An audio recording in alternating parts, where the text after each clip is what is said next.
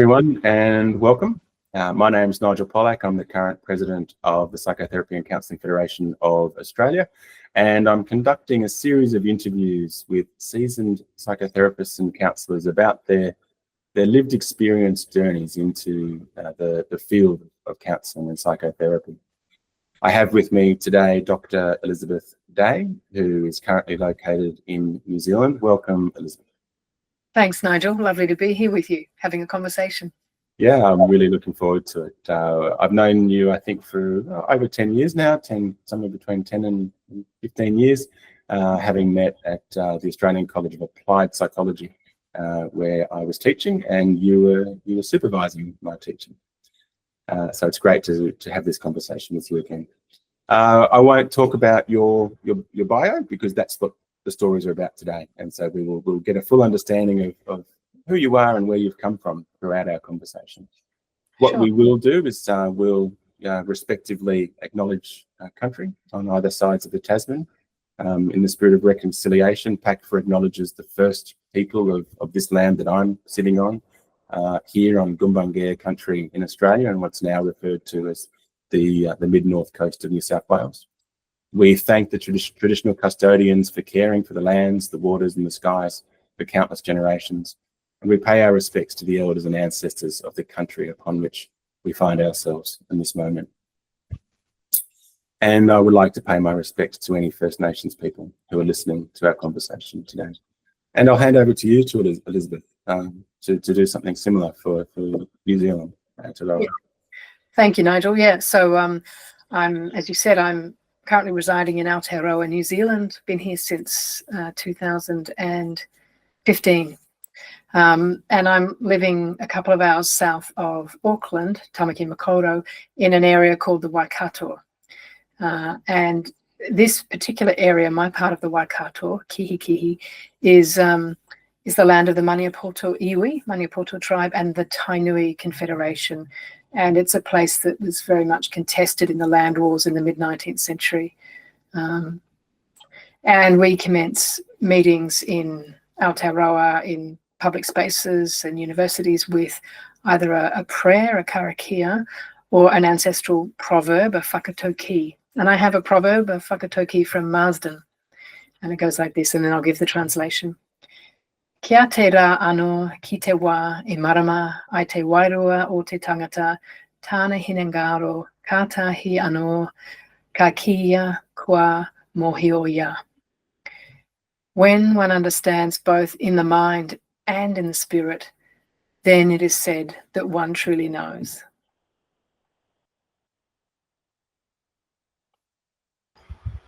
Thank you, Elizabeth. What a beautiful way to start and to set the scene for our conversation today on what we have acknowledged as two colonized nations.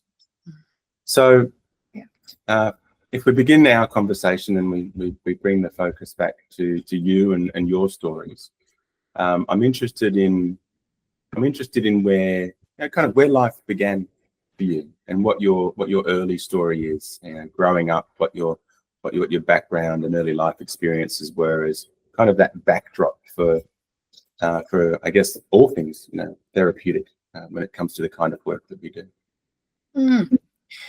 Look, and this is something that I've paid more heed to since I've been in Aotearoa, actually, because there's such a value placed on provenance, where one comes from, and connections, and these are often articulated before one even introduces oneself and one's own name.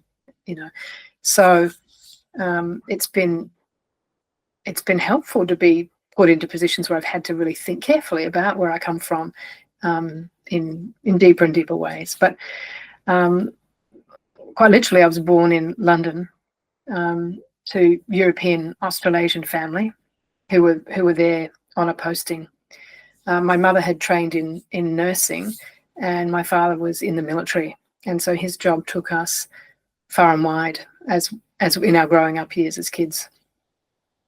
So his family lineage is through the UK, significantly England, and indeed Kent in particular. There's kind of long lineage of days in Kent, and then my mother's side was more, and there was always also Irish on his side. On my mother's side, English, Irish, Scottish, French, and Norwegian. So yeah, so Euro Australians who moved around, and I spent some time growing up in Australia, in Canberra and Melbourne, but also in Southeast Asia. So up until the age of 10, I lived 5 of those years in Singapore, Malaysia, and the Philippines, and went to about 10 schools across Asia, London, and Australia. So, you know, and then finishing my education at the, well, formal education at the University of Melbourne. So Melbourne is a kind of heartland for me in various ways. And it's not easy to assess the impact of the moving because it's so constitutive of who I am, actually. I felt very much at home in Southeast Asian countries in particular, though. And when I came back to Canberra, I remember feeling quite alienated. I was at a school in the Philippines, in Manila, that was an American international school. They used to boast sort of 80 or something nationalities at the school, but 50% of those were, in raw numbers, were American. And so I remember as a little kid in primary school, and they called it elementary school, I remember learning about the Declaration of Independence in the US. I remember learning about the Boston Tea Party and the start of that revolution. And I remember learning a lot about raccoons and a lot of things to do with North American culture and also Filipino culture. And then when I arrived in Canberra, I couldn't draw a map of Australia like my peers could, but I could talk about the benefits and the issues and challenges of the Boston Tea Party. So there was something of a great discontinuity in that movement. And in recent work supervising a student doing a master's dissertation, I discovered that there's actually a term for people like me, adult third country kids, ATCKs. I'd never heard of it. I've thought about the impact of these moves around, but I'd never, and I knew there was some grief and loss attached to constantly moving, as well as some of the fun that we had in the moving. But I hadn't really thought of it as a phenomenon in this way. But so ATCKs, adult third country kids, are usually defined as people who grow up abroad because of their parents' career choices, and they often feel that they have no home. Yeah, so upside, they adapt to new environments and they can fit in, but often only feel a sense of belonging with others who've had the same experience, apparently. This is what I've learned from my supervising this student. So, and it's often construed as a form of privilege, and at a sort of superficial level, that's true. But like anything in life, it's actually very complicated, and there's a lot about it, I think, yet to be understood around moving children around different environments through their developmental years. So some of the descriptions of this phenomenon of the ATCK have been a real revelation to me, of late. They've been affirming, they've been clarifying. And I do remember yearning for a sense of continuity, though I didn't have a language to explain it in that way. And my family certainly, to many extents, provided this, but so did the world of music. And that became such an important part of my life. So wherever I was, the music that I loved could travel with me. And it would really mitigate a sense of loss as I'd wave goodbye to familiar landscapes and cityscapes, friends, relatives, ways of behaving, cultural expectations, the food that you eat, the climate you're familiar with. As all of that goes, there was music. And I was always listening to through my headphones to often the Beatles and the music of that era, classical music too. And there was the excitement of the new. There was definitely the excitement of the new in these moves, but it did leave me with a sense that I don't have a solid sense of home, but I also feel very much at home globally, like a global citizen, which isn't very much on trend at the moment, but that's part of the effects of this kind of lifestyle. So And I think when I reflect on some of the benefits of that kind of lifestyle, I think it gave me an early experiential understanding of the fluidity of identity, actually, and an appreciation for a real diversity of thought, of behaviour, and of culture. You know, you can't hold a view that there's only one way to do something when you move to different places and there are very different ways of achieving something, and all of them work in their own, you know, that all cultures have their own internal logics and histories. So I think it's freed up my mind in some ways, even as it's left some traces of discontinuity, a bit like a piece of music, a bit like life itself, really.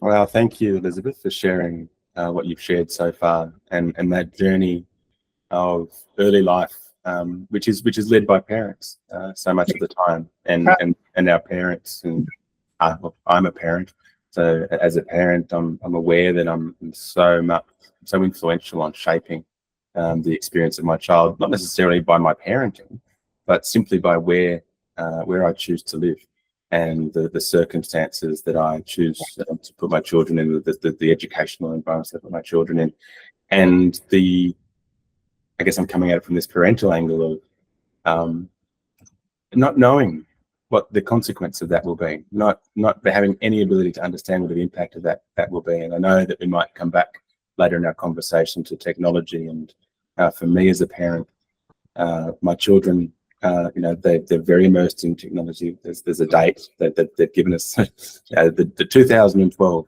as the year that everything changed, really, in terms of exposure, children's exposure to technology, and all of my children very much live within that world, and I find myself really not having any understanding or any capacity to grasp what the long-term implications of that exposure to technology will be.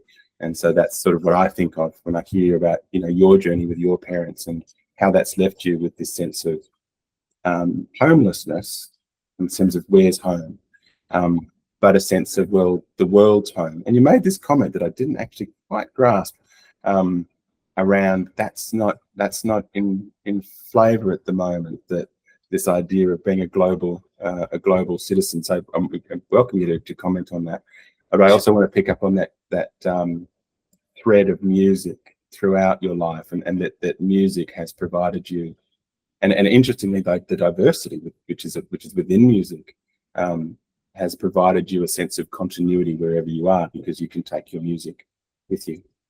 Yeah, that's right. Yeah, happy to say more about that. I want to pick up on something you said about your children, though, and it's like, yeah, you're really naming this sense that they're on different worlds, different continents, and different worlds of the mind in terms of their development now. And like my siblings and me, in our experience of moving around, your children will have between them different experiences as well of the online world. We bring our own subjective agency to our experiences, and so it's actually an active current experiment, isn't it, though, with the digital natives. Yeah. So yeah, we'll come back to that later. In terms of global citizenship, I think what I was referring to there was simply, there's a lot of emphasis in Aotearoa at the moment on locality and keeping knowledge local, and working with local theories that the ground itself gives rise to the knowledges of a place.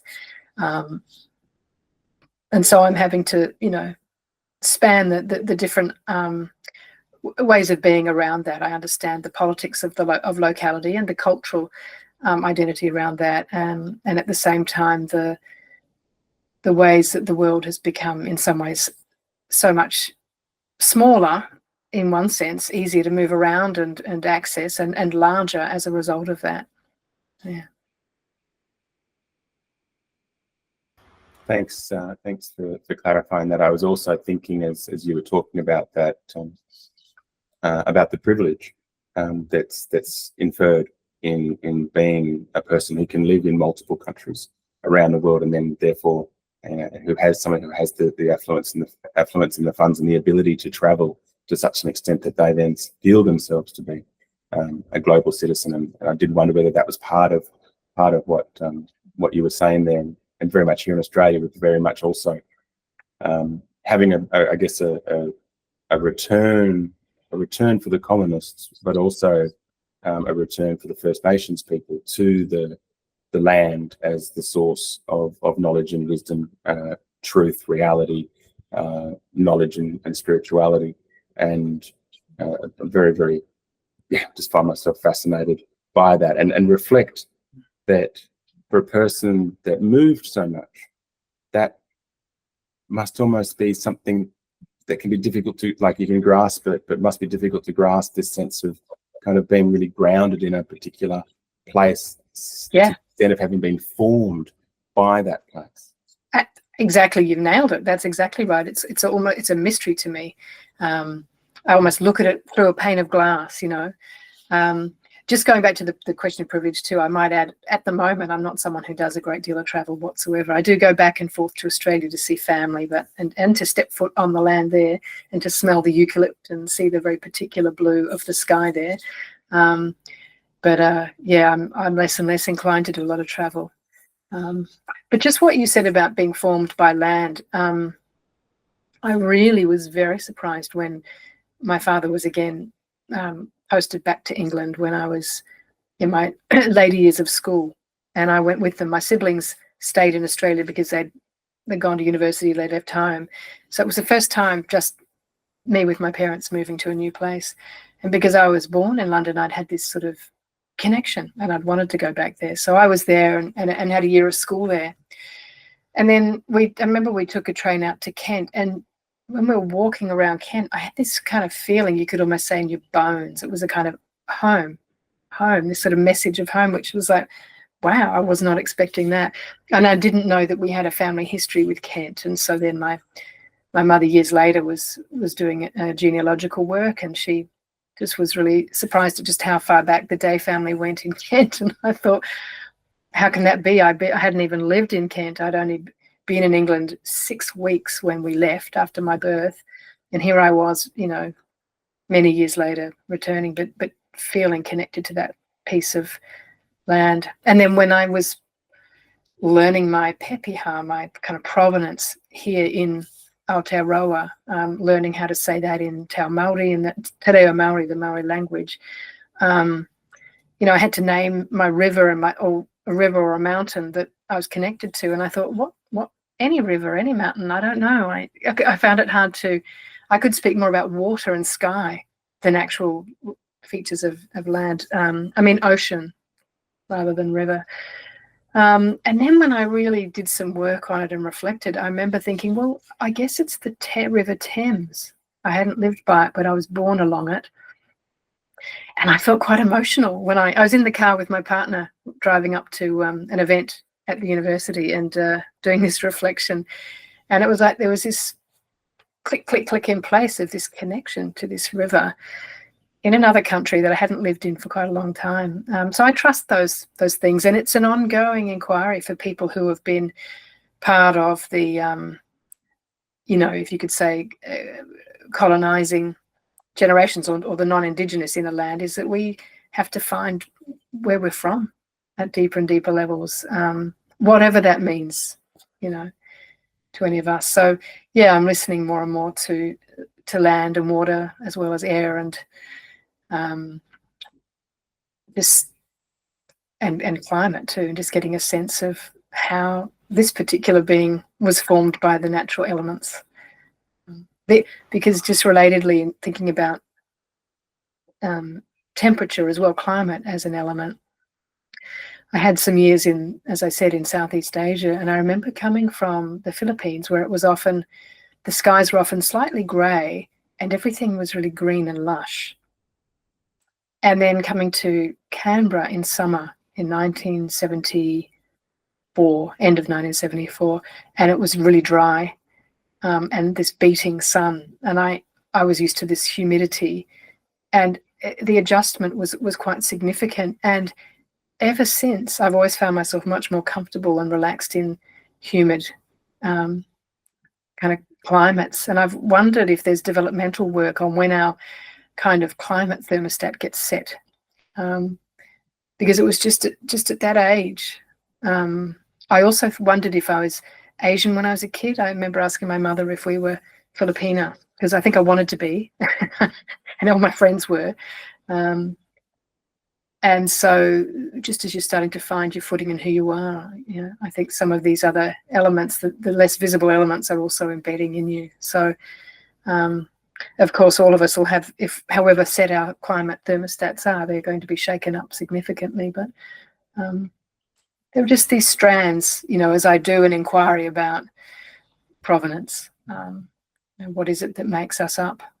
It's an ongoing inquiry. And I'm sitting here relating to a lot of what you're saying from my own story. And right now I'm sitting here on the mid-north coast of New South Wales, and it's very tropical today.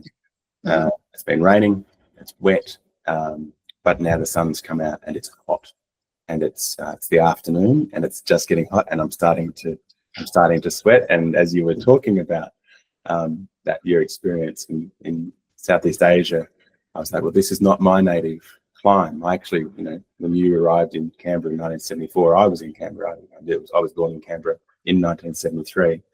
And my family on my mother's side were the first white people to settle the Canberra region. And so I've got a long history of Canberra. So I've got a sense of home in Canberra. Mm-hmm. My mother's family are English Scottish. And when I went to Scotland, I had this deep heart sense of, I feel like I can kind of belong here. And then the other place where that happened for me was Slovakia, where my father's family are from. Yeah. And I spent a long time when I was traveling in both of those spaces, because I just loved the feeling of being there, and the sense that even when interacting with the people of, there's a real sort of sense of comfort and knowing here, even though there's no direct connection between me and that place. So yeah, interesting musings. Yeah. I heard you say that you landed in Melbourne, where you first began your academic career, and I'm actually quite curious about where that began. What your starting point was in terms of adult learning and growing. Yeah, good question. And we have some crossover here, I believe. I started so when I was in my last year of school in Melbourne, I remember being glad enough that school was finishing, as much as I'd absolutely loved it. It was time. But I had no idea what to do next. I wasn't ambitious in a worldly sense. I didn't have a kind of profession I wanted to join yet or anything like that. I was naive enough to think you could just keep studying and understand the world from study. I was curious about the whole world. I just wanted to understand. That was my mantra, if you like. I just want to understand. And but pressure of the times, when you ask those questions to people around you, I'm not really sure what to do. I want to go to university and study, there was a lot of encouragement to do law, and I was interested enough in law. So I enrolled in arts law, and law was interesting enough, but what I was really wanting to do was study philosophy, and that whole notion of understanding, right? So after a couple of years of arts law, I focused entirely on the arts, and I studied a range of things. I also audited, as they say, a whole lot of subjects. So where you just show up and listen to the lectures, archaeology, classics, all of that. But I was officially enrolled in English language and literature, and I did French for a while, and I did fine arts with a minor, I think it was, in film studies, film theory mostly. Did a little bit of filmmaking on the side with friends.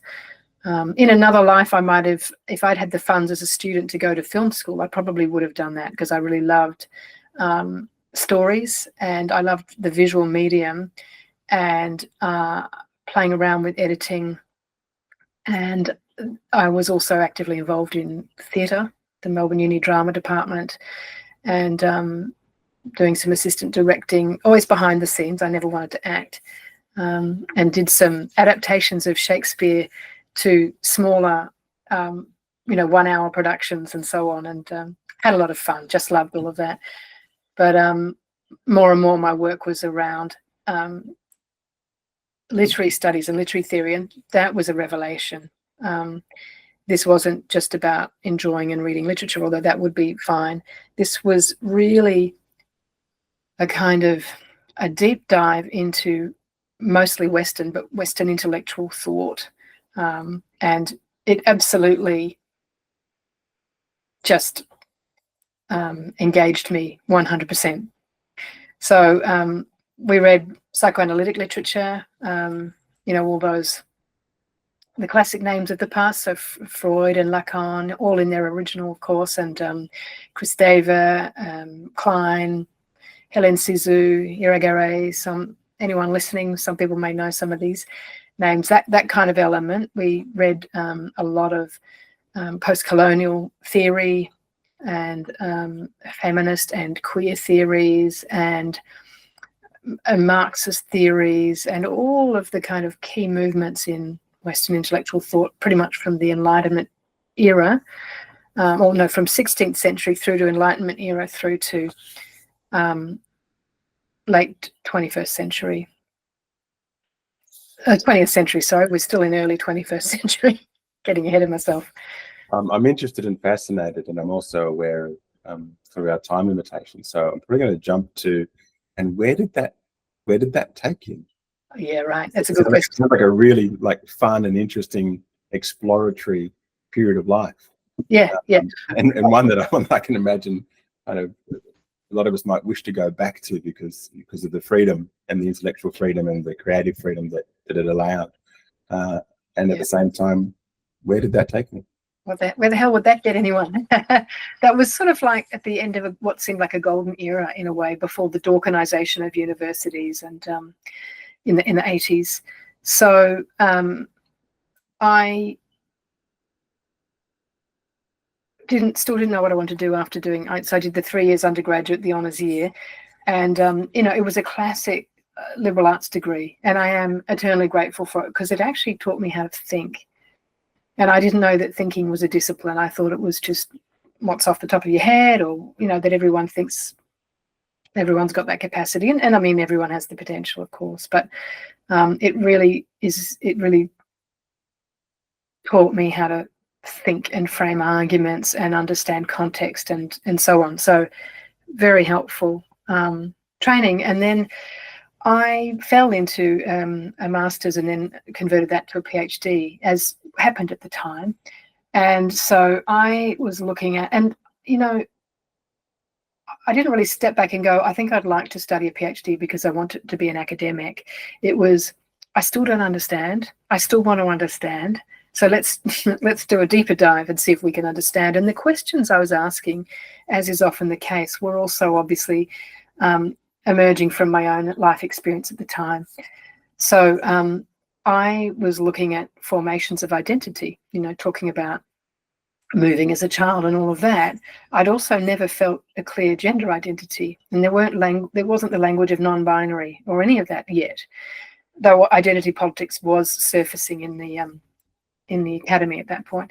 So I looked at intersubjectivity and consciousness, but I did it through the lens of literature and other you would say cultural texts, including legal systems and medical systems around identity. So I'll say a little bit about that maybe, and then where that led me. Yeah. So I did a Butlerian Foucauldian critical discourse analysis. So looking at identity, subjectivity and consciousness through a particular lens.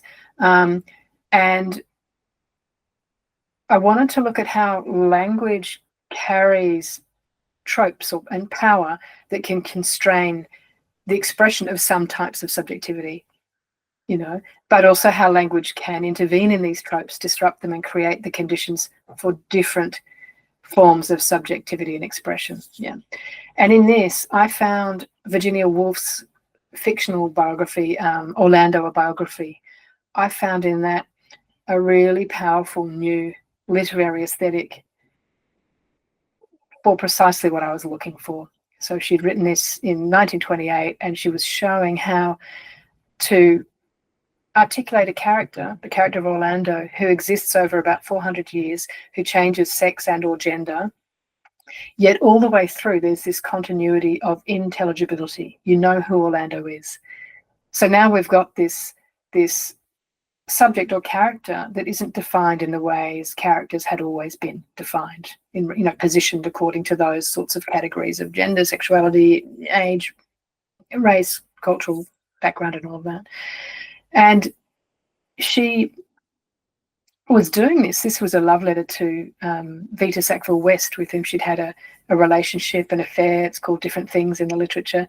And she was articulating a certain kind of intersubjectivity that was very different from the much more sort of subject-object, black and white representations of a life in biography at the time. So anyway, it was a way of looking at how one can articulate experiences of being that aren't forced through cultural stereotypes. Yeah. So that really helped me understand a lot more about my own experiences. One of the things I loved in that book is she talks about ecstasy and understanding, and she makes it a kind of comical piece, but she's really showing how present moment awareness and intersubjectivity bring a certain kind of ecstasy or joy that's about meeting another, a bit like Buber's I Thou experiences, something like that. And, you know, Orlando's back in rotation with that recent film, Orlando, My Political Biography. So in which has a whole lot of trans characters representing themselves.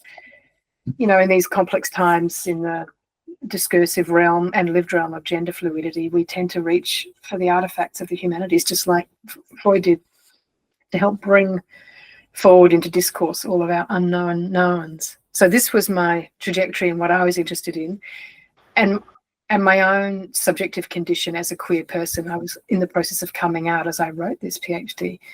And my training in intellectual inquiry through literary and cultural theory, these propelled me into this sustained inquiry, and I took a turn away from academia. I'd learned a lot about myself in the process of writing this PhD, and in particular the importance of embodied awareness. And I thought I kind of hit a limit with academic thinking. I thought it'll just be more of the same. There needs to be a bigger frame for inquiry, and I started to practice meditation, and then that took me into a lifetime of practice of meditation. And I actually ended up moving to England, back to England, and ordaining in a Buddhist monastery there for 6 years. So still no job, you'll notice.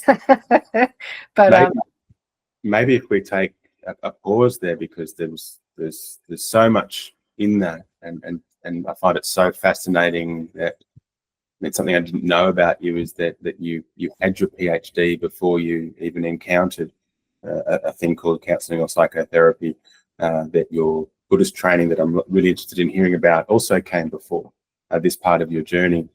And yeah, you've introduced me, and I've heard of Virginia Woolf. I don't know that I've read any Virginia Woolf. I'm sure many of the listeners also haven't.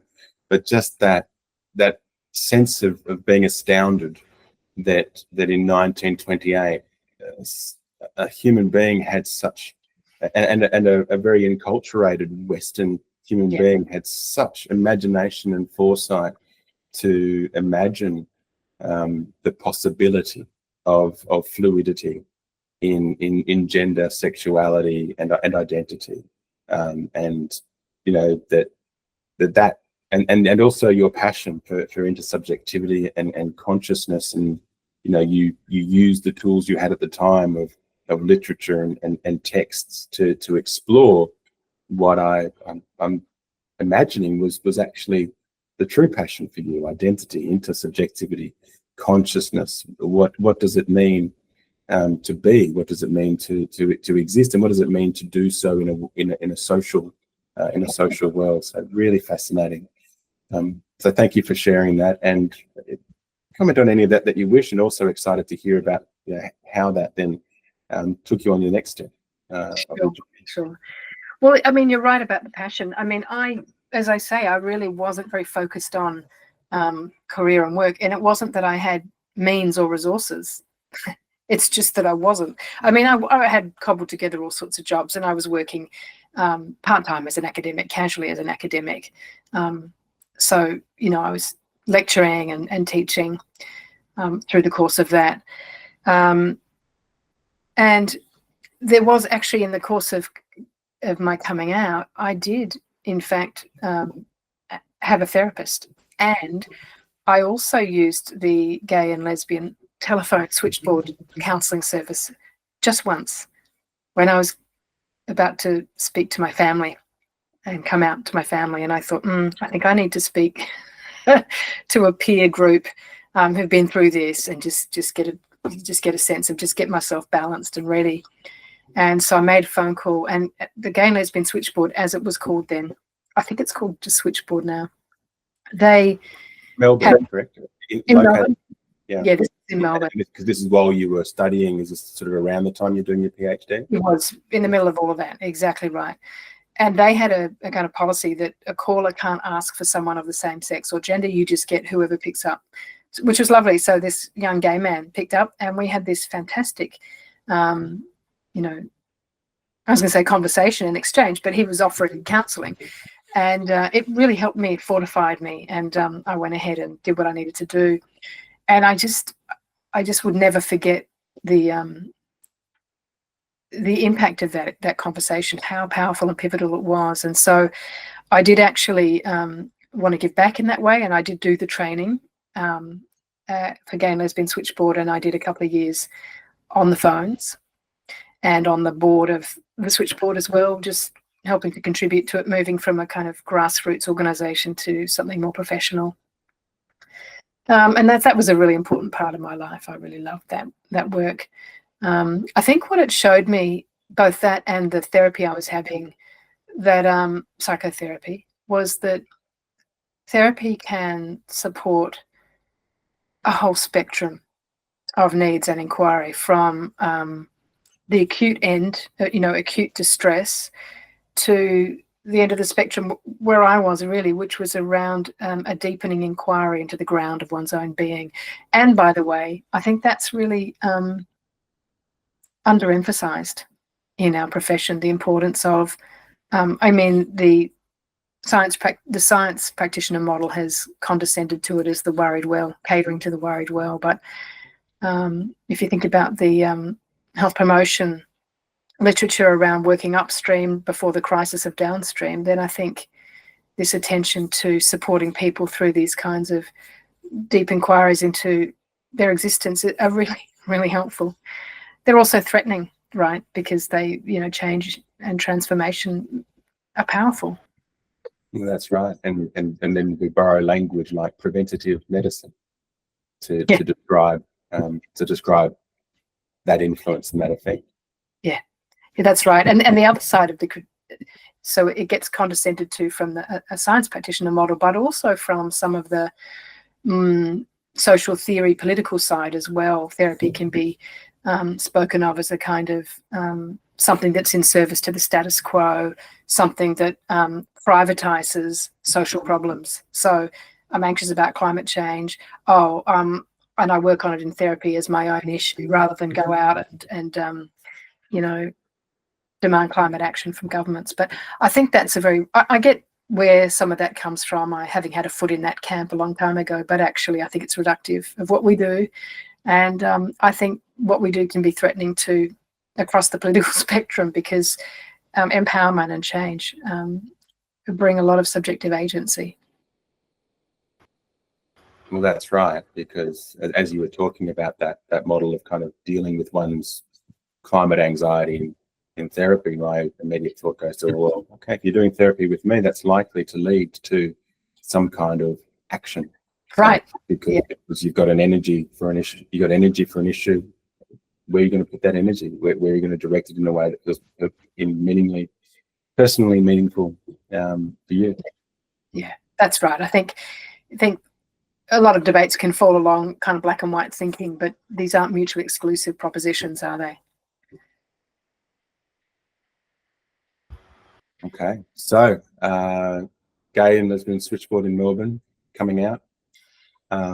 Big moments in life, really, really big pivotal moment in life, and formative, I think was the word that you used.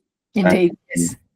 sort of seeing, I guess you've sort of made this one phone call that's been pivotal, and at the same time you've spent an entire PhD exploring, these themes of identity, subjectivity, and consciousness. And you were saying that the next step on the journey was to explore Buddhism in the UK. Yeah, right. That wasn't part of any script, was it? That was, and I can't even tell you how this happened, but I'd always been interested in little Buddha images from childhood. Possibly I'd seen them in Singapore and Malaysia when I was very little. We were around some people who were practicing Buddhists at the time. But at some point, so I had 3 little Buddha images that I'd taken with me across to England when I had my last year of school there, when my dad was posted there. It was just a 1 year there. Then we came back to Melbourne and I was there for quite a long time. So I had these 3 different images, little statues, and they were on my mantelpiece. And at some point during my PhD and the counselling work I was doing and the teaching I was doing, I decided I needed to meditate. Don't know where it came from. So I started, as a lot of Westerners do, from books. I got a book on how to meditate and I started to practice, and it very quickly had effects. I had also studied some and practiced yoga, and there'd been some meditation in that as well. So maybe that had, now I think about it, probably had influenced that considerably. And then I met someone, I fell in love and partnered up with a lovely woman who was well into her journey of meditation and Buddhism. So we started going to this place called the BSV, the Buddhist Society of Victoria, and just going to hear talks and to practice meditation. And the whole thing was just so, I'd never thought of myself as religious. I'd been raised in a Catholic family, but it was Catholic light. It wasn't oppressive. It wasn't enforced. We did go to Mass on Sundays. And I remember going and really enjoying the fact that I was in Australia with a group of people who weren't there for football or shopping. There was a kind of gathering for something other, maybe something a bit more meaningful. And I remember as a kid really enjoying that experience. But as I started to listen and learn more, I didn't really like what I was hearing. And at some point I just told my mother I found other systems of governance and social organisation more appealing, and I stopped going to church. So I wasn't particularly religious, and I still don't think I am, but I really enjoyed not just the meditation, but the whole cultural context out of which it arose. And I really was touched deeply and impacted by the humility of the people at the BSV. They were particularly an older cohort of Sri Lankans. That was the majority who would go there. And they were so patient, so warm, and so encouraging. It was like being brought up again in a way. So I practiced for 7 years quite intensively and going on silent retreats and really getting a feel for it. And at a certain point, some things really clicked into place. And I knew that this was something that mattered to me more than anything else in life, was this exploration of consciousness for not just my own benefit, but that this as something that actually has benefits into the field, the social field. So I was actually invited by this monk at the BSV, one of my first teachers, to go to India on a pilgrimage with a group of people. He was leading them, and he said, "Hey, do you want to come?" And I said to him, "Look, I'm really busy and I don't really have the funds right now. I'd love to go, but I just don't think I can." And he's like, "Oh, I think you should come." And then out of nowhere, back in the day, before banks were regulated on this issue, I received a credit card in the post that I hadn't applied for. I think the bank was just sending them out, trying to get people hooked onto credit cards. So my partner and I decided, well, I could buy the tickets on the credit card and she would stump up the spending money and, would work it out. And then I just I'd started a new job. Actually, it was an editing job. And I was a managing editor at this place. And I thought, there's no way I'm going to keep my job if I go away for 5 weeks. But I went in and said to the managing director, "Look, I know I've only been here a couple of weeks. I've got this opportunity to go to India for 5 weeks. It's really important to me, and I'm going to go." And he said, "Sure, no problem." So I had the funds and I had the time off, so I went. And we had 5 weeks of just, kind of guidance from this monk, meditating, moving through different places that had historical connections to Buddhism and to Hinduism and other elements of Indian culture, and Sri Lanka as well. And when I got back, Melbourne, which I'd loved for about 18 years, felt a bit too sort of, what's the word, antiseptic and disconnected from the earth beneath it. And, the contrast was quite strong. And anyway, it was something, it's no offense to Melbourne, which I still love, it was something going on internally. And I realized I needed to spend my life more committed to this. So it took another couple of years to finish my doctorate, and off I went with my partner. We both had this yearning to do this, went off to a monastery in England. And she moved back to Australia not long afterwards, but she's now a Buddhist monastic. I was there for 6 years and then I left. But it was a very potent time in my formation, and I'm really grateful I got to do that. Really intensive internal practice, and got to a certain point where it, something just flows. And I thought, I don't need to do this in robes and in the formal structures of a monastery. And most religious organizations can be quite sexist, and that wasn't something I was willing to spend a lot longer involved in. It was subtle. Individual monks, male and female monks, I got on very well with, but the structures, the structures of the issue. And I also saw a lot of Westerners coming into, I was in the Thai forest tradition of Buddhism. I saw a lot of Westerners come just for a quick visit without a background in meditation, stay for a retreat and flip out, sometimes have a psychosis or whatever. And I started to realize that for, the cultural differences need to be addressed when it comes to something as intensely undoing as the practice of meditation. And so I thought I'd like to actually train in psychotherapy to be able to offer support for people who want it, to kind of come back to some sense of balance and subjective agency. And then from there, inquiries can deepen and be very productive. But if you haven't done that work first, they can be quite risky, actually. So that was some of the motivation to train psychotherapy. And again, more of a story and that sharp right turn of the trip to India, and I certainly relate to that feeling of coming back to a well-ordered Australian city after some period abroad, and feeling, oh gosh, this is a little bit antiseptic. It is a little bit clinical, and not a place where I feel engaged and connected. So for me, that was the city of Canberra, where I grew up. Came back to and went, that's it. I was there for a couple of days, and then I have hardly gone back. Oh, interesting. Yeah. My family's still there. So is mine. Living on stolen land, which is part of my heritage. Mm-hmm. So, and then those 6 years in England in the monastery, mm-hmm. subtly sexist. Not a place you would. It's something that wasn't something you wanted to stay and fix. That's what I got from that, and perhaps wasn't part of your journey to stay and fix. But it was the Westerners who unfolded too quickly in that intense unfolding that you became curious about, and that was where you began to think about channeling your energies at that point. That's exactly right. As to the stay and fix, I remember, so I'd completed a doctorate on sort of gender and sexuality and identity, and so I wasn't, it wasn't unknown to me, the politics around gender and equity at all. It was very important to me.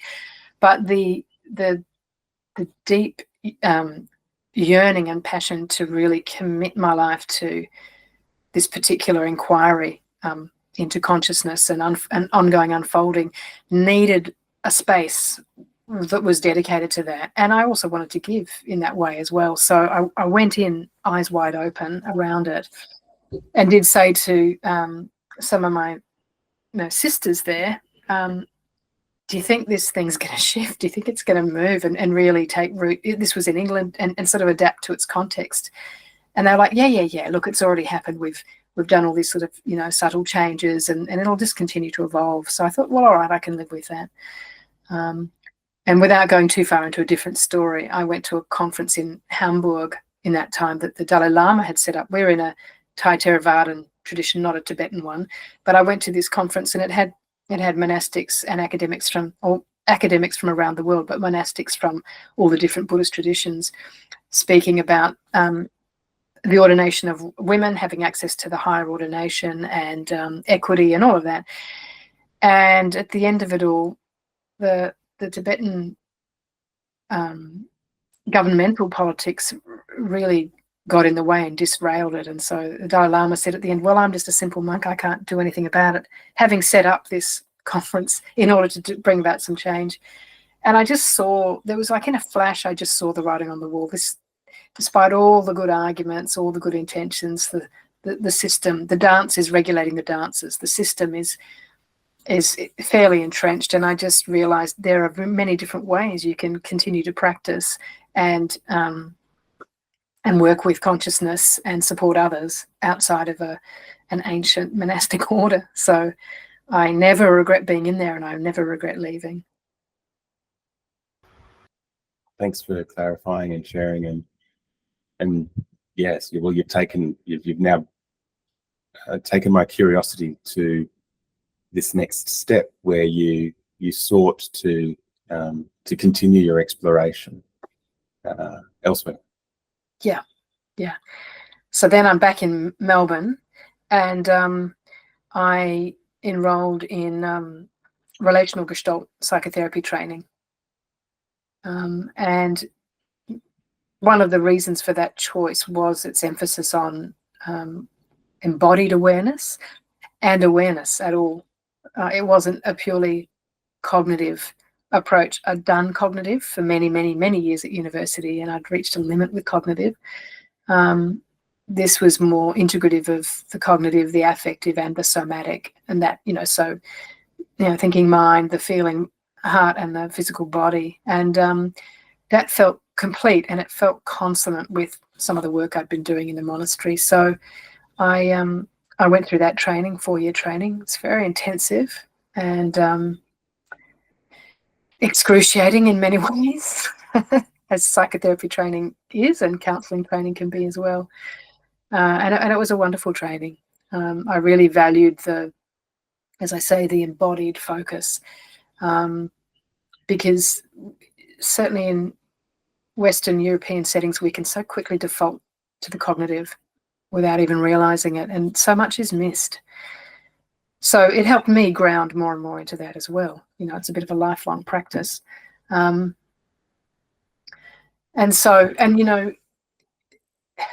I'd done a lot of reading in psychoanalysis, some psychodynamic training, and the Gestalt existed in a sort of critical relationship to earlier psychodynamic and psychoanalytic models. So in that sense, it helped me to combine both the psychoanalytic, psychodynamic approaches with this wider cultural critique of its assumptions and a strong focus on embodied awareness. So it was a good fit at the time. And yeah, I set up my own clinical practice. I'd done some of that back in Melbourne after my counsellor training, but came back to that, with more experience under my belt. And what about the Buddhism?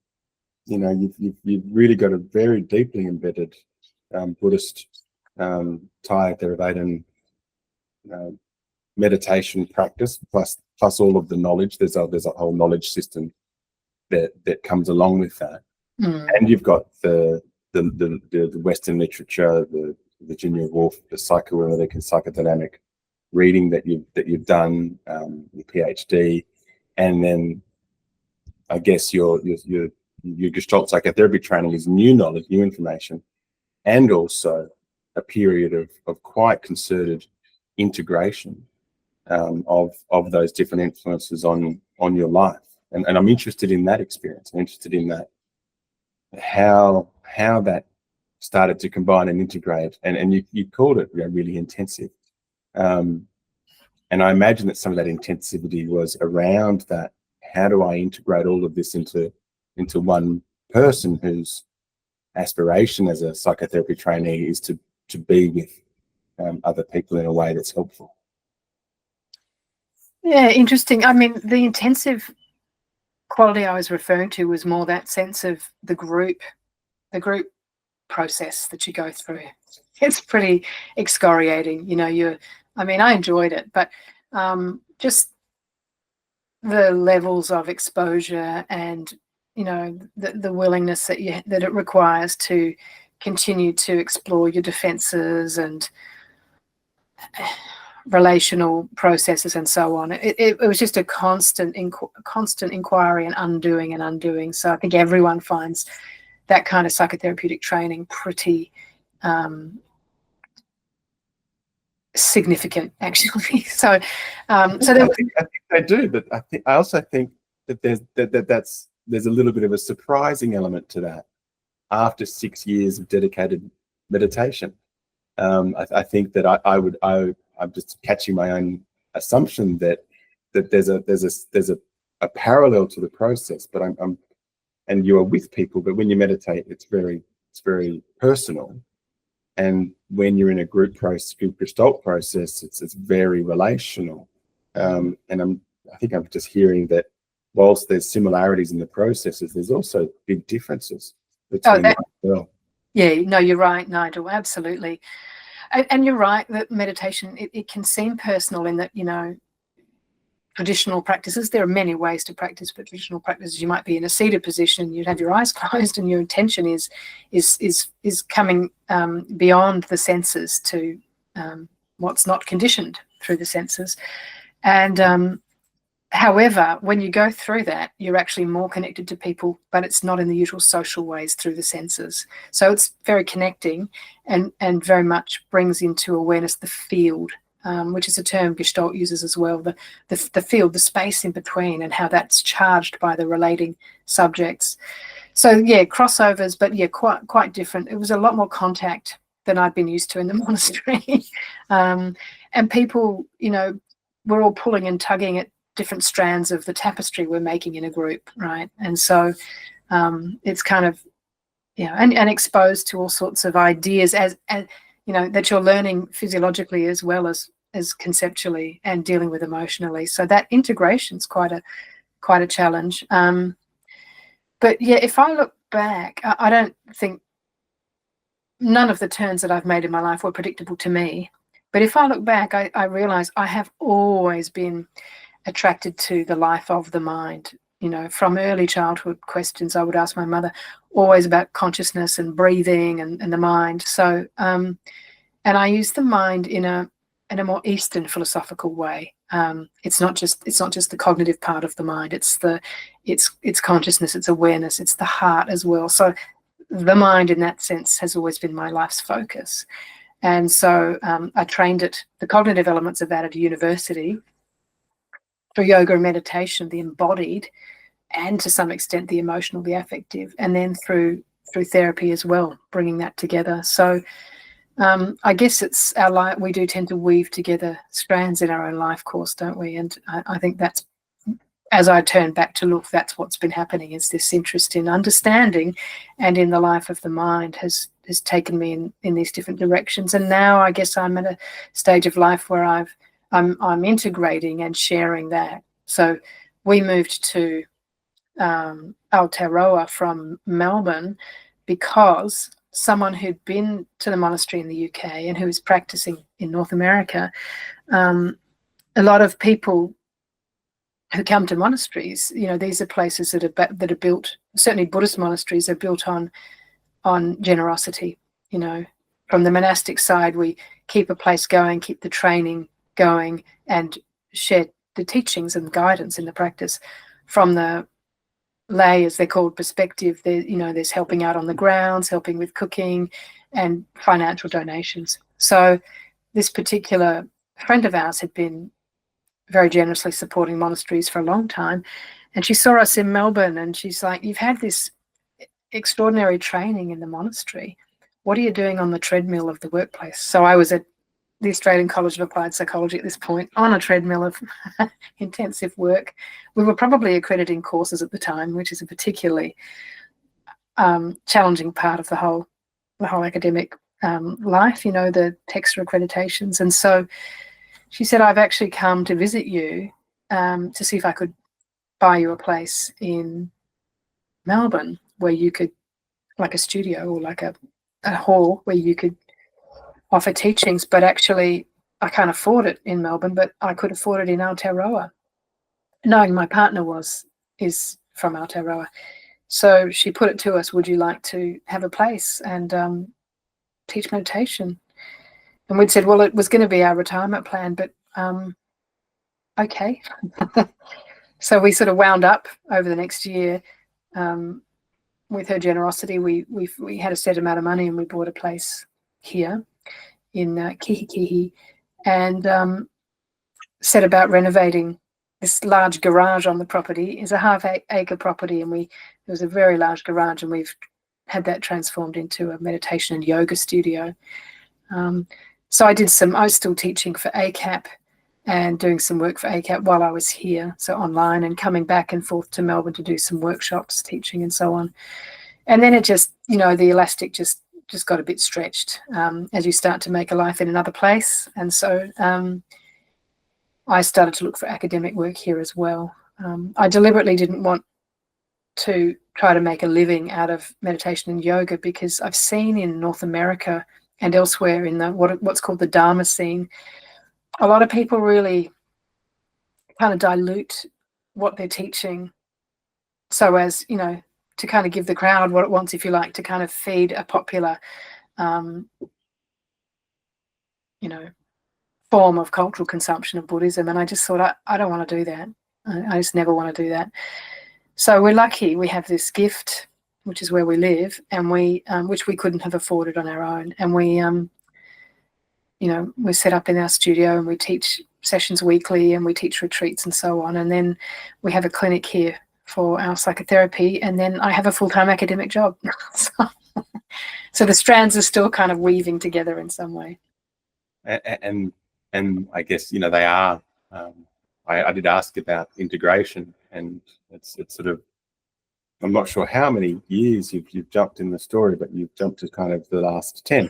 Well, that's fine, because like let's work with that, roll with that, because this is kind of has been the period of it sounds like greatest autonomy. I mean, you've always had autonomy, but you've been able to sort of cobble together an integrated lifestyle and an integrated practice that includes academia and teaching, which is I think obviously an important part of who you are and what you do. And your connection with PACFA, one of your primary connections with PACFA over many years, 12 years, has been on the research committee of PACFA. And so there's been a significant influence and long-standing interest in research in this field. And so I guess I'm asking about, okay, what's that integration looking like? And if we can start to bring I guess more of the, you know, what are these disparate influences? I think you've talked a lot about them. How are they integrating? And I wonder if you can then fill in the sort of the missing period, because the last thing you said was that you completed your Gestalt psychotherapy relational training, opened a private practice in Melbourne. Obviously, around that, then either stayed in or went back into academia. And that's then led you to where you were, and then this opportunity arising. Yeah.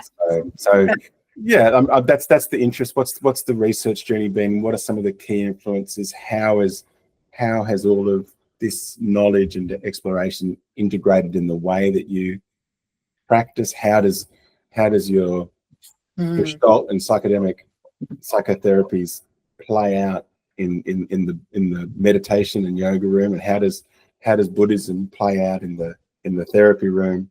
Some of these, and how does academia and your very sort of sharp intellectual acumen also start play its part, and vice versa? Well, there's a lot in that, and I'll do my best to see what I can do with that. But you started with research, and so yeah, and I want to say how much I absolutely love being connected with or on the research committee for PACFA. I think PACFA is a great organisation, and I've really loved my time there and my colleagues there. And you know, in terms of why we do what we do, I think for a lot of us, you know, you get involved in something and you just see where the need might be or where the direction of growth may need to be, and you roll up your sleeves a little bit, to use a labour metaphor, and I don't really ever do physical labour, but there you are, roll up my sleeves.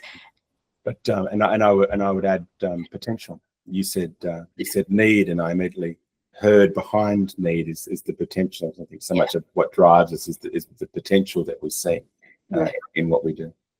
Well, exactly right. And I mean, as a lot of us have personal experience of therapy when we come into therapy, you know, it was so helpful to have someone share an inquiry into the really big existential questions, you know, and not give advice or tell me what to do, but kind of walk a bit of that journey in an informed way with a advanced disciplinary practice of listening, you know, and that always stayed with me. And then our profession, you know, I often seem to find myself on the margins of whatever it is that I do, you know, in the arts in universities that are mostly about science and technology, you know, Buddhist in Christian worlds, whatever it might be, queer in a straight world. So psychotherapist in mental health space where mostly it's about the medical models. So I was very interested in contributing to the development of the profession. I mean, it's been developing for quite a while, but it takes a long time to embed a profession. And I don't like to use the word believe much. I reckon, I also believe that a profession really grows from having a strong research base as well. So that's what I saw I need around. And a lot of people come in, you know, I've come into it from a very strong interest in intellectual worlds and academia, but a lot of people come in from very different worlds into psychotherapy and counselling, you know, thankfully come in with really different orientations. And so there's often less interest in research or the intellectual foundations of what we do. And I get why, but I really wanted to help participate in and build on that. So in terms of research, I'm getting very interested in research methodologies, which an idea which used to make me yawn probably 10, 15 years ago, but because research methodologies are where you get credibility in certain contexts, and where what you produce isn't just an opinion, but it's gone through a rigorous method, of course, you know, like in honours, master's, PhD work. So I find grounded theory a really interesting research methodology for the psychological therapies, for psychotherapy and counselling. And so I recently contributed a chapter to a book on qualitative research approaches for psychotherapy. And I kind of made an argument for, you know, giving grounded theory a try, because a lot of the students where I teach at the moment, and it's partly how psychotherapy works, but we'll often do research on themselves and on their experiences, and that's fine, you know, heuristic or hermeneutic approaches.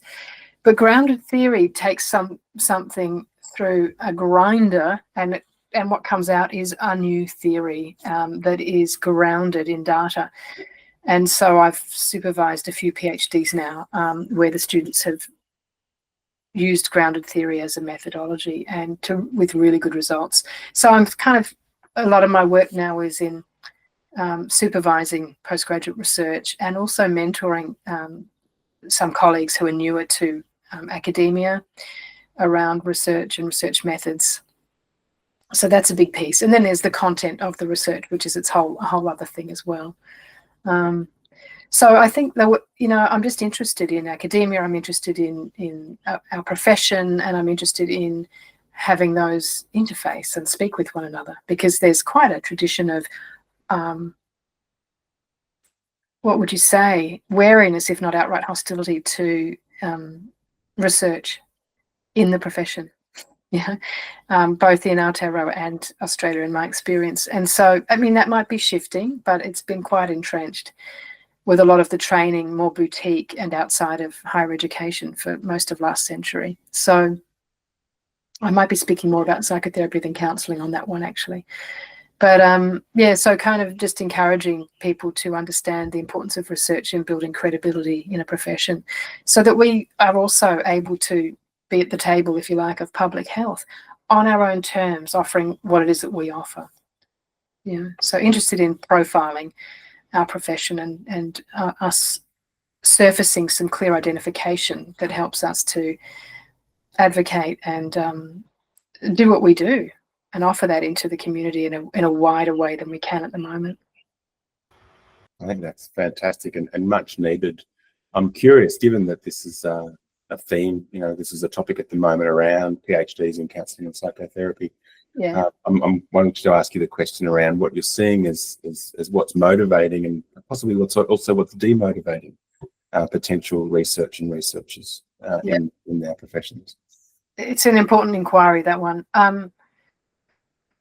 I know what's demotivating for people, or I hear what's demotivating for people, I should say, and that is, say, in our master's program, it's, go back to intense, it's so intense for students. They have 3 years full-time or 6 part-time of training in psychotherapy, psychodynamic psychotherapy, and that combination of theory and clinical work and supervision and personal therapy, and it's really puts you through the ringer, and they come staggering out the other end of it, wanting to get away from more intensity of study, but also, I think, really wanting to set up their practices. In Aotearoa, there's no requirement that you do like 5 years of supervised practice in agencies or elsewhere. It's a recommendation, but the realities are people have been students for a long time. They need to earn money. So they want to get into their practice and really consolidate that, which I understand. And then over time, you're further and further away from the university, and there's nothing around you in the profession actually encouraging you to do the research. We do have a research journal, ATA, here in Aotearoa. Not a research journal, sorry, a professional journal. But it's a very small profession here. We're talking hundreds rather than thousands. So it's about maintaining a connection, I think, with our students through alumni networks to foster that interest, because we want more of our graduates to do research and come back in and take over the programs and keep moving them forward, so that they don't become cult-like, which can happen in psychotherapy and counselling too. A kind of sense of there's a kind of charismatic, leader from 50 years ago, and people pay due deference continuously to that, rather than thinking about the research in one's own area, but also in allied areas that are actually changing how we think and moving us on. So those are some of the demotivations. Some of the motivations are, we started to more proactively let students know, the students that we think would actually really have something to contribute and something to benefit from in doing postgraduate research. We really encourage them and foster those connections. And so we have proportionately a few more students than we used to who do want to go ahead and do a PhD. Maybe they wait 4 to 5 years, sometimes longer. But it's about relationships, surprise, surprise, and cultivating those relationships. So that at the moment, the majority of my PhD students are outside of psychotherapy and counselling, and psychology, social work. I've had from psychotherapy only. And I'm hearing that of course, it's been very intense, and people need to go out and then living and private practice is such an enticement and an exciting prospect, but it's a hard road. Once you start down that road, people realize, that's really hard too, because clients don't find you out of thin air. There's a lot of networking and connection involved there. I really hear what you're saying around maintaining connection to the student body, letting people know that they've got something to contribute that's valuable, so that's like a seed that's planted, and then making sure that the invitation is consistently made to come back. and re-engage in academic work through a PhD, and to make sure that there's a pathway, and it's not a pathway full of roadblocks and obstacles that make it difficult to come back. Because exactly right. Yeah. My own experience is that even now, it's like, oh, yeah, I wouldn't mind, this idea of going back and doing a PhD. I think it's something that kind of rings to people who have been doing something for a long time, even though they might have been out of academia for a similarly long period of time.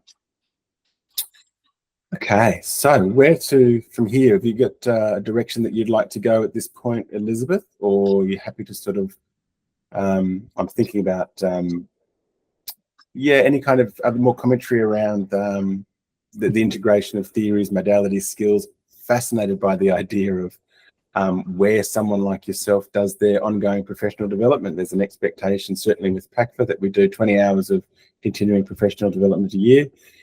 Where do you go for that? What do you do? What do you look for? How do you engage in your ongoing learning?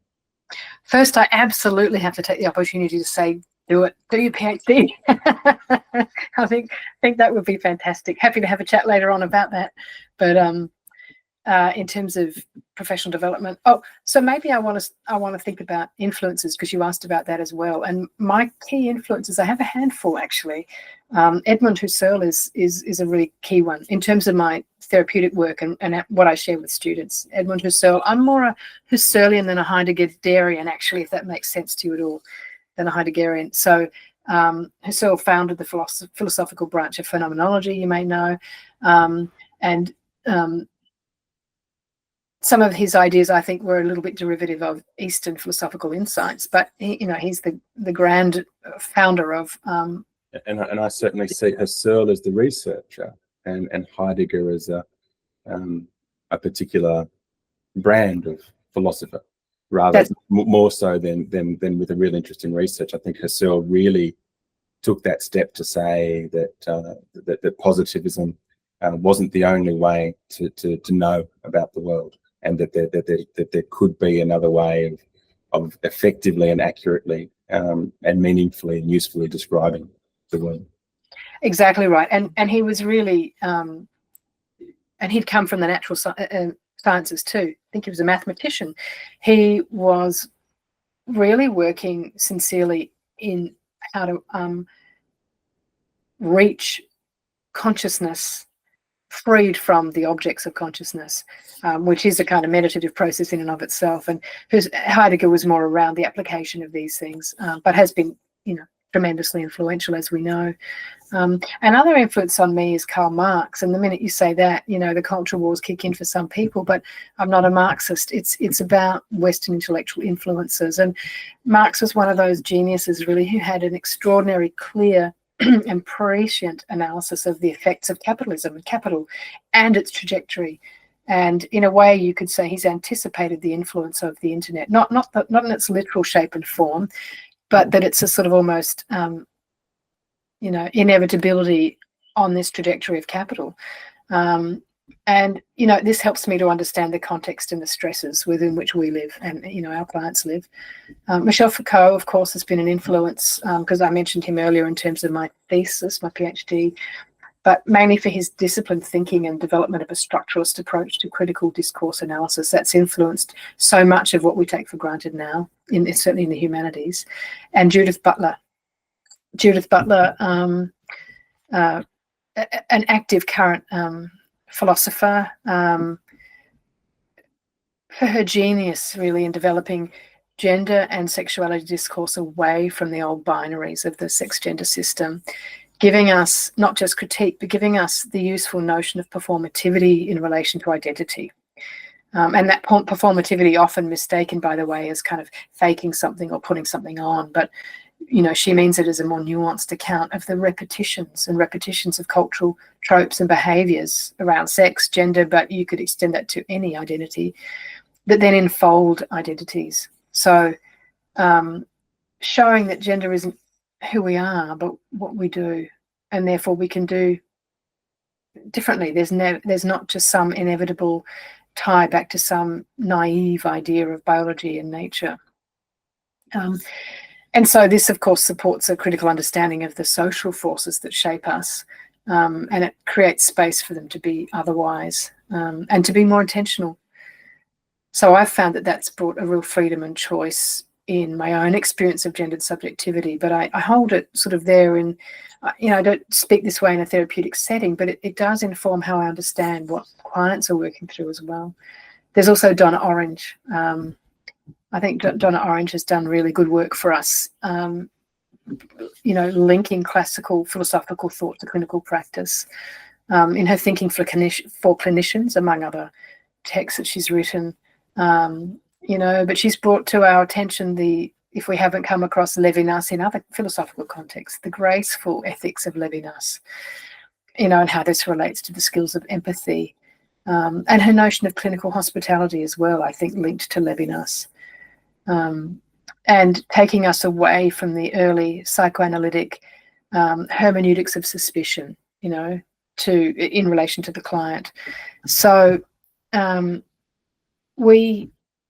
know I've written about this before in Pacture around the philosophical bases to the disciplines in psychotherapy and counselling, but I think that is so significantly a point of difference for us, and it also gives a great deal of depth to understanding what relationality is, because almost anyone says they do relational work now. I speak to clinical psychologists and they say, oh yeah, I'm a relational, whatever. They might be, but I think it's a training of many years to become relational. It's not a kind of club to belong to. And so I think that our philosophical bases in our discipline give us a real advantage in making the case for what relational is and how we apply it. So those are some of my key influences, along with Virginia Woolf for her that literary aesthetic that shows us how to bring into discourse otherwise unintelligible, unsayable, unknowable, unnameable ways of existing. So kind of loosening the experience of selfing, or loosening the activity of selfing from the experience of consciousness in a way. It's a longer conversation for another day, but I continue to find Virginia Woolf's early work extraordinary. And by the way, The Waves is a really good entry into Virginia Woolf around fluidity of identity. So that's some of my influence. And then in terms of my philosophy of practice, I think this might answer some of your question around integration. I really do take a common factors approach to psychotherapy. So I said I was teaching in a psychodynamic psychotherapy program, but I spend a lot of my time disrupting that in many ways by bringing in, or extending it maybe, by bringing in the kind of, Lambert's quantified framework of, 40% of what makes therapy effective is outside of our control. It's the client life space, 30% the relationship, the alliance, 15% each for that sense of optimism or hope in the process, and technique. And I really like to make that point up front with students that technique is 15% if you take on board Lambert's findings. And so why would we spend all of our time on technique? Why wouldn't we spend it on training around the relationship and on looking at client factors, which I take to be an opportunity for the kind of sociological theories that help us understand a client's life space. So we do a lot of work in that way, and I work that way with my clients as well. Let's talk a little about that and about your work with clients. What's that looking like? Your work with clients and the kinds of things that your clients bring to you, and the way that you work with them. Bless you. So I have a small practice at the moment because I'm full-time academic, and I have the yoga meditation as well. So I see, somewhere between 5 to 7 clients at a given time. I have a few of them I've been working with for about 5 years, some for less.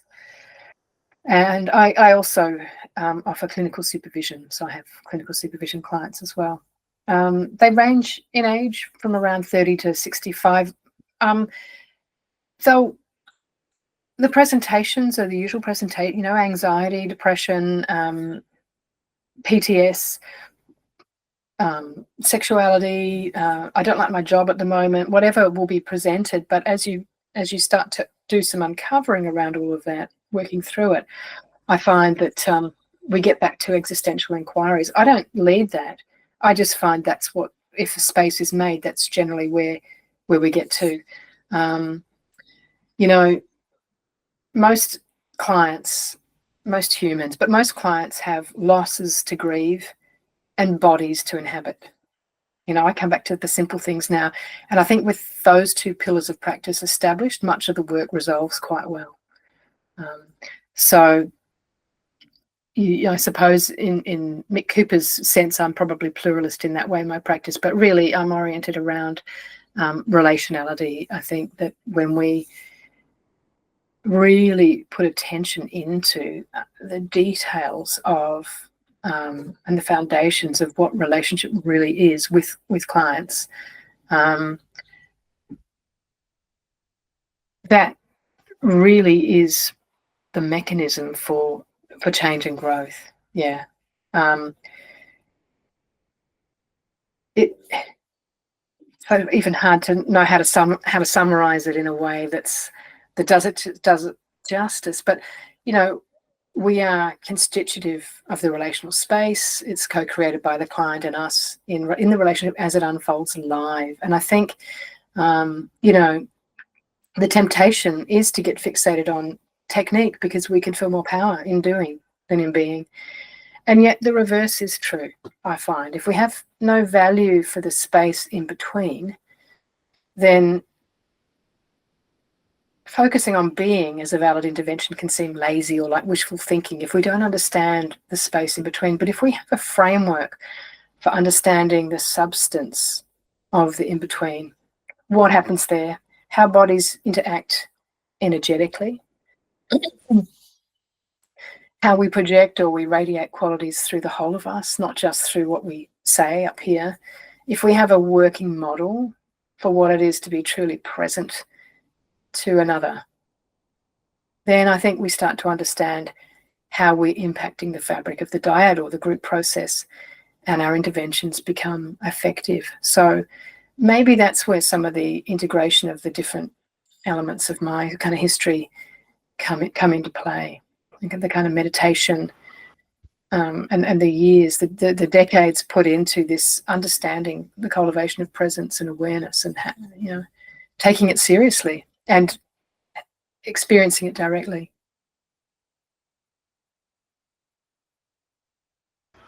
A beautiful description. Thank you, Elizabeth, and something that I really relate to. As you were talking, I was one of my inspirations is Ernesto Spinelli. And I remember he wrote about the psychotherapist's magic feathers, you know, using the metaphor of Dumbo's magic feathers that gave him the belief that he could fly, and our 15%, you know, therapeutic technique that gives us the belief sufficient to allow us to sort of be in relationship and be present, to cultivate that presence and awareness that that allows for the in between, the intersubjective to reveal itself, to emerge through the process of being together. And I could ask you about supervision, I could ask you about your Buddhist practice, and I'm imagining that the answers are fairly similar. That's the focus, that cultivation of presence and attention to the intersubjectivity and to the centrality of the relationship in whatever's occurring between you and the person that you're working with. Exactly right. And you know, you make a really nice point about technique. I mean, everything that you just mentioned has a technique involved. Technique is essential. It's just that we don't necessarily lead with technique. We, as you say, we have it gives us the feathers. Yeah, it gives us the capacity. We have it there, but it's a bit like I've heard some Maori academics say, what do they say? Going to see a GP, and it's like talk to the back, because there's this person's back to you while they're typing up the notes and asking you, you know, have you got this and what's this? And you know, it's the pressures of a system, an under-resourced system, but the effect, especially for people who have such a value in face-to-face, in-person connectivity, you know, the effects of some of these pressures really breach a sense of trust or safety, and it can impact people not actually seeking support services as a result. So techniques, we need to be trained well and we need to be skilled, but this capacity to understand what relational is at deeper and deeper levels, I think it's still pretty untapped, and I think we've got a way to go in our profession to embed that into our systems, our training, and having the confidence to rely on it a little bit more than we do. So you've asked me about professional development, by the way. Shall I go there a little bit too? I do want you to go there. I heard you mention, I wanted to touch on, I heard you mention Mick Cooper and the idea of pluralism, which is a newish idea around integration of psychotherapies and counselling approaches, as well as psychological derived techniques as well. And it's I'm often surprised at how little is known of Mick Cooper's and John McLeod's work in that area, because I also find it an extremely valuable centering way of practicing and integrating around for me what's a relational existential phenomenological approach, and allows me to sort of attune to the client and their way of thinking and doing and being, and it says, oh, okay, well, this approach is something that I know about, and you might really like it because of the way that you've been talking. What do you think about that? And yes or no, doesn't matter. Put it away, bring it forward. But it doesn't. It's something that I can bring to the table, but doesn't necessarily belong to me. Not something that I'm attached to in order to do my work. And really, it has emerged out of that common factors research that Lambert describes to say, look, doesn't really matter. Focus on the centrality of being in the relationship, and then attune to your client, and then pick and choose whatever you think might be useful to them at the time and let them decide. Quite. And you know, we evolve. We're not static. We evolve over time too. We have new experiences. We have our own therapy or clinical supervision or professional development or whatever. And so it doesn't stay still. The river keeps flowing. And so it's sort of, it's pretty hard to be a card-carrying, you know, technician in a particular modality, I think. Yeah, that seems to be losing its place in the world. Though the world is, interestingly, what I'm noticing is that the world is looking for the subject area, the AOD, the eating disorder, the anxiety, the grief, the depression. The world seems to be looking for that from us as its understanding of what specialization actually means. So maybe that's I think that's a point as well, and that's something that's, I think, is that's ahead of us as a profession, to sort of engage with where the marketplace is at and what the marketplace expects and demands from us as a profession, without giving up our core, our philosophical grounding as a distinct set of professions. Bringing us back to, you were going to talk about professional development. I'm genuinely curious. How do you go about seeking out meaningful professional development for yourself? Well, meaningful is an interesting, it's not always meaningful, I have to say, and I think we all experience that. Just what you were saying about the market, I think we do need to keep dialogic about that. Like, it's not a one-way thing, is it? There is a market, but markets are influenced by what's available, supply and demand too, and I think we can do a lot better as a profession in, as we've both discussed before today and also elsewhere, profiling ourselves more, what it is that we do, what our point of difference is, how we do that can open up and expand ways that people understand what it is they're looking for and what they want as well. But yeah, it's a conversation for another time. In terms of PD, I mean, I've been involved in a wide range of it, presenting as well as attending over the years. You know, for me, there may be one important thing that I learned, just one takeaway, and mostly that's about staying connected with a fellow therapist. Or, you know, it's often not where you might expect it sometimes, the takeaway that you get. And I don't want to disappoint, but I fear I will. The best one I've attended recently was media training, actually. Probably because I really had a lot to learn there, and it's been directly applicable to my interest in profiling the profession. This was after publishing an article with a student in The Conversation about AI, her PhD research on artificial intelligence and our experiences of responding to social robots. And then we got called up to do an interview, and I did some preparation for the interview, but I realized afterwards there's got to be, it's getting hot there, Nigel. There's got to be,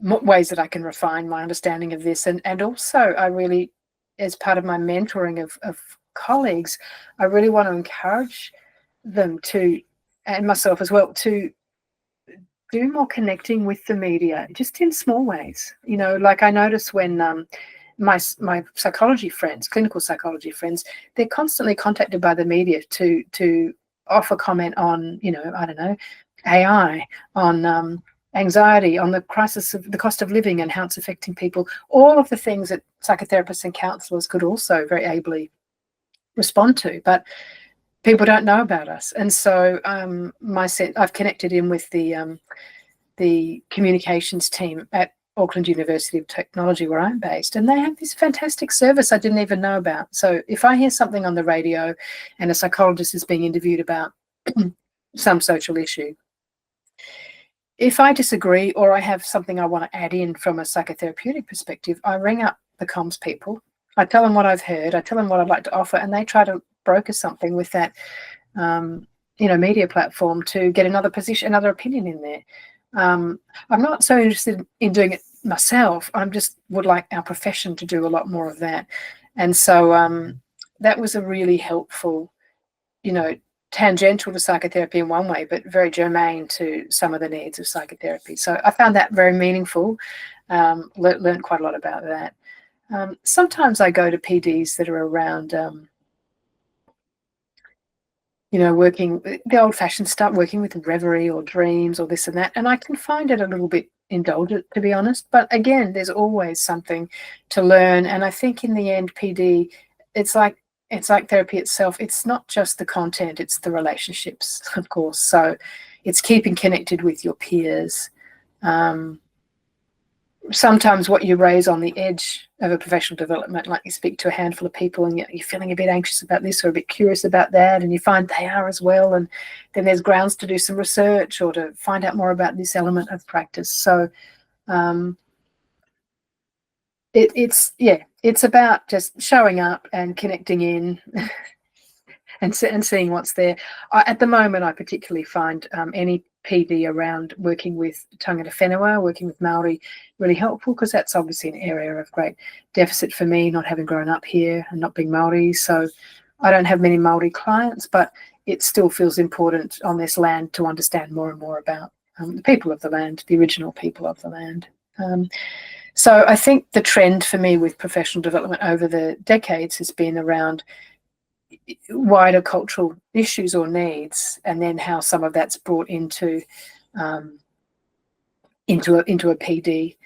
I think PACFA offers an amazing array of professional development, and I try to tap into it. Sometimes the time differences are quite significant, but there was one on working with climate anxiety that was particularly good. So I guess I'm the social theorist and cultural critic in me likes to connect to the wider world and how we do our work in response to that, rather than yet another theory about Freud's notion of something or other. Yeah, thanks, Elizabeth. It's interesting where we end up and what we do. My most recent training has been in governance. I've just spent 6 months of my life doing a deep dive into governance, and then you've talked about media training, and my brain goes, well, perhaps that's something that I need to be engaging in as well. So I think that's interesting, and I certainly agree that there's the potential for a very broad access to further education and information. We have a very, very wide, diverse field that we practice within, and sometimes there's ideas that are really interesting, and people are doing things that can be outside of our immediate experience or our lived experience today. And I'm seeing a lot of that within PACFA, particularly around the gender identity, gender sexual identity space as well. I think there's a potential for a lot of learning, as well as around the Indigenous experience and the First Nations experience, and also the knowledge that's at risk of being lost, and important, I think, for all of us to engage with. That's probably all we've got time for today.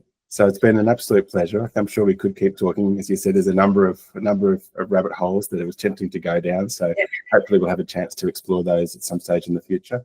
Otherwise, Elizabeth Day, thank you very much for your time today. Thanks so much, Nigel. I think this is a great initiative to speak with people in the profession, and I've just really enjoyed our time together. Thank you.